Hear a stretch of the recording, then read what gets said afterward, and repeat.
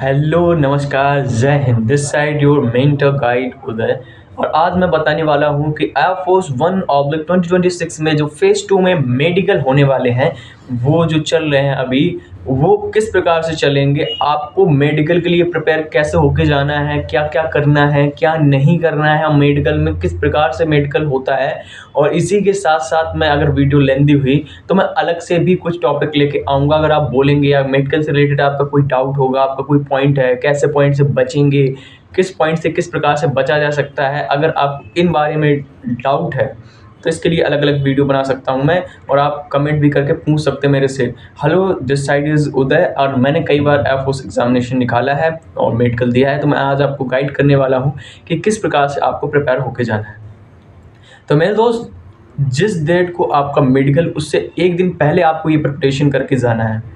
जैसे कि मान के चलिए आपका मेडिकल मंडे को है, तो आपको संडे को रात के 8 बजे से कुछ भी नहीं खाना है।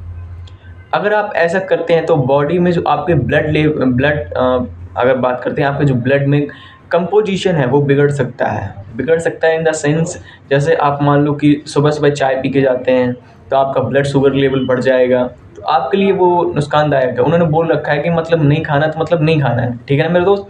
तो 8 बजे या 7 बजे के बाद में आपको कुछ नहीं खाना है, और खाना है तो 7 बजे 8 बजे तक ऐसा खाना खाइए जो हल्का हो, मतलब बॉडी को आपको आराम रिलैक्स दे, ठीक है ना।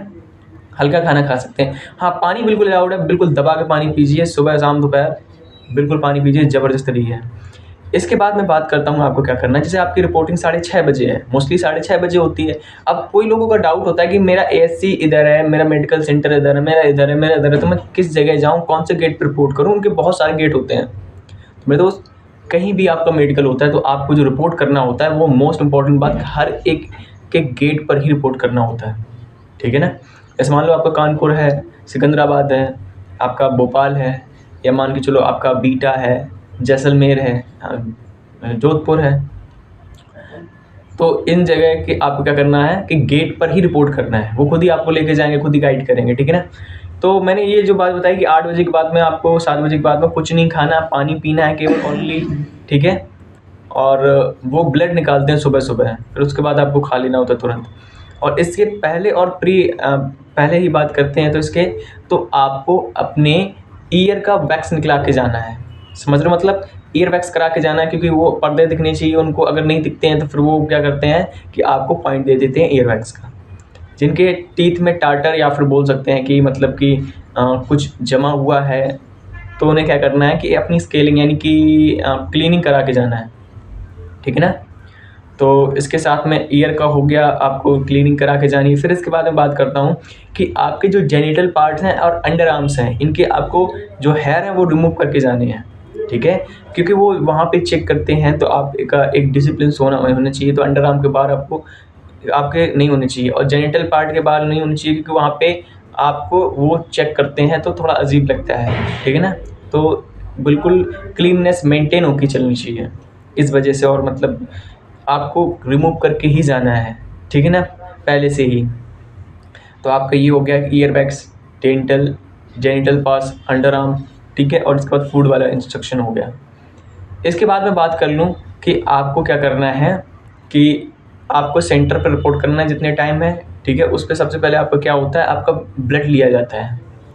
ब्लड निकालने के बाद में आपको तुरंत ही खाने के लिए बोलते हैं, आपको खाना खा लेना है, और फिर इसके बाद में फिर से वो दोबारा से ब्लड निकालते हैं, ठीक है। फिर मेरे दोस्त, अगर अब वो 45 का ग्रुप है तो 5-5, 6-6 बंदों के अलग अलग ग्रुप बना देते हैं, उसमें सब ग्रुप, क्योंकि वो एक साथ करेंगे कि एक साथ सभी का बीपी हो रहा है, एक साथ सभी का ईसीजी हो रहा है, एक साथ सभी का ब्लड टेस्ट एक्सरे हो रहा है, तो ऐसे टाइम लग जाएगा ना, ठीक है ना। ऐसे 5-6-10 दिन लग जाएंगे।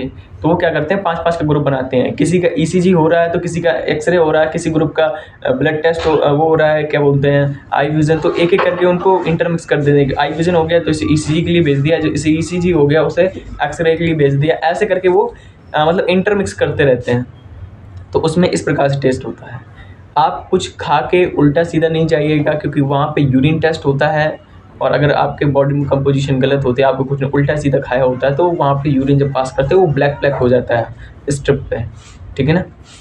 तो इसी प्रकार से आपको गाइडेंस में रहना है। और आगे बात करते हैं कि आपका यूरिन टेस्ट हो गया, यूरिन टेस्ट के बाद में आपका ब्लड निकल गया, ब्लड निकालने के बाद में ब्रेकफास्ट किया, फिर से ब्लड निकाला।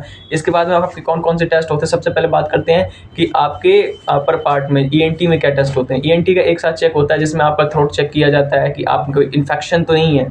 इसी के साथ में बात करें कि आगे क्या होता है, आगे आपके ईयर चेक किए जाते हैं, आपके DNS का पॉइंट चेक किया जाता है, आपकी नाक खैटी टेढ़ी तो नहीं है। विजन में बात करें तो विजन में क्या होता है, आपकी कलर ब्लाइंडनेस चेक की जाती है, आपको किसी कलर से ब्लाइंडनेस तो नहीं है, आपको वो कलर दिखता तो नहीं है, आपको पास से पढ़ा के दिखाया जाएगा। आपको डिस्टेंस विजन चेक किया जाएगा कि आपकी आई 6/6 से 6/8 है। अगर आपकी आई 6/6 से नहीं है, कुछ हट के दूसरी है और 6/12 से नीचे है, तो आपको डॉक्टर का प्रिस्क्रिप्शन लेके जाना है मेरे दोस्त।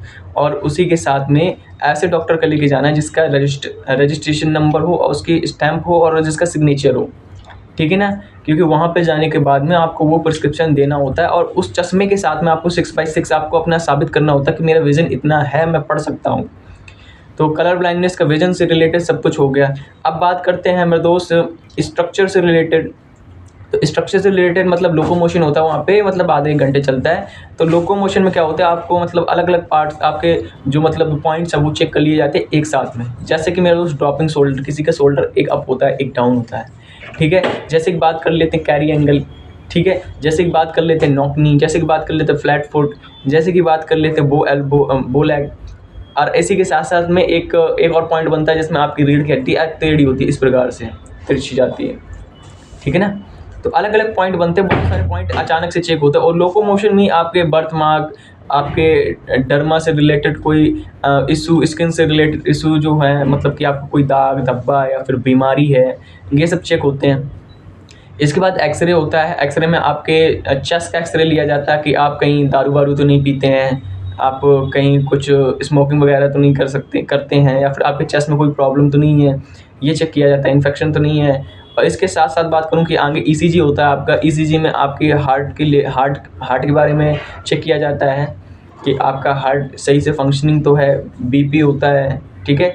फिर इसके बाद में बात करता हूँ कि और कौन से टेस्ट हो गए। और आपका हाइट मेजरमेंट होता है, इसके बाद में आपका वेट मेजरमेंट होता है, चेस्ट मेजरमेंट होता है। इस प्रकार से अलग अलग पॉइंट चेक किए जाते हैं। जब आप जाते हो वहाँ पर रिपोर्ट करते बैठते हैं तो आपसे एक फॉर्म भराए जाते हैं और उसी में आपकी बॉडी के बारे में इंफॉर्मेशन ली जाती है कि आपकी बॉडी में कहाँ निशान है, आपका आइडेंटिफिकेशन मार्क क्या है, आपका हाइट कितना है, वो पूछ लेते हैं आपसे, आपके पिताजी का नाम क्या है। इस प्रकार से आइडेंटिफिकेशन के लिए वो सब कुछ पता कर लेते हैं। और बात करता हूँ कि प्राइवेट पार्ट में क्या चेक होता है। प्राइवेट पार्ट में आपको चेक होता है कि आपको कहीं पाइल्स तो नहीं है, आपको हाइड्रोसील तो नहीं है, या फिर आप एक और पॉइंट होता है जो लोग बहुत बनता है वेरिकोस वेंस का। वेरिकोस वेंस आपके या फिर स्पाइडर वेंस जो आपके लेग के पीछे होती हैं, वो आपको चेक किया जाता है। तो और भी बहुत सारे पॉइंट होते हैं, एक वीडियो में डिस्कस करना मतलब नहीं बन सकता है। आपको जिस पॉइंट के बारे में जानकारी चाहिए या फिर किस पॉइंट से कैसे बच सकते हैं, फ्लैट फुट है तो कैसे बच सकते हैं, इस बारे में इन्फॉर्मेशन चाहिए तो आप कमेंट कर दोगे तो मैं बता दूंगा, ठीक है। इसी के साथ वीडियो पे बने रहिएगा, चैनल को सब्सक्राइब कर दीजिए और जिनको इसकी ज़रूरत है उन्हें शेयर कर दीजिए। नमस्कार, जय हिंद।